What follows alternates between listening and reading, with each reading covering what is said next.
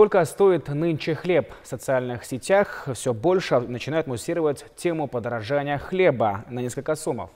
Наши корреспонденты решили узнать, так ли это. И если да, то что является причиной таких изменений? Материал Дианы Мамековой.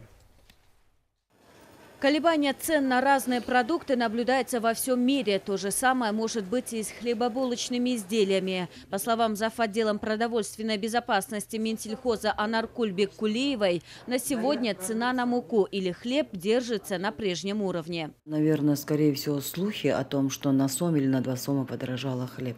Но у основных предприятий наших отечественных мукомольщиков на муку цены они не повысили и также держатся в прежнем уровне.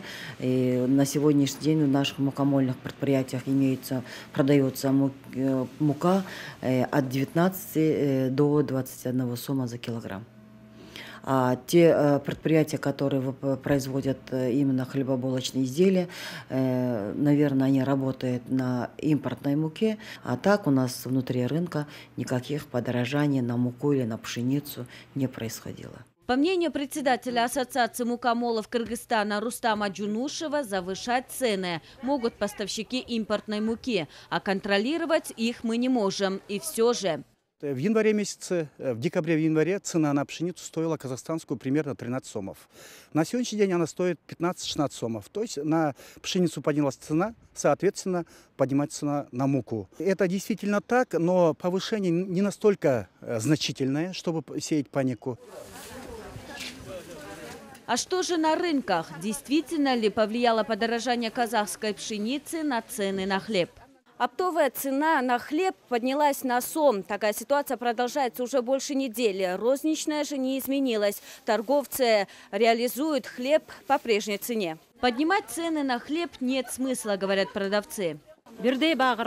Да, мы сами начали покупать на сом дороже, но продаем покупателям по прежней цене. Не можем завысить цены. Люди-то не поймут, не сильно отражается в целом. Надеемся, что урегулирует этот вопрос. Это то, что касается хлеба. Не изменилась цена и на лепешки.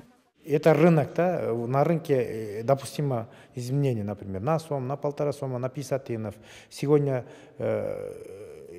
нету повышения. Наоборот, в некоторых местах идет снижение даже есть, да? Я могу сказать. Если будет сговор между компаниями, да? Если есть факт нарушения, тогда у нас достаточно рычаги, чтобы предотвратить нарушение или спекулятивного роста. Хоть в стране и рыночная экономика, но рычаги влияния на цены у госорганов есть. Сейчас соответствующие ведомства ведут мониторинг этого вопроса. Диана Мамекова, Тимур Сыдыгалиев, Общественный, Первый канал.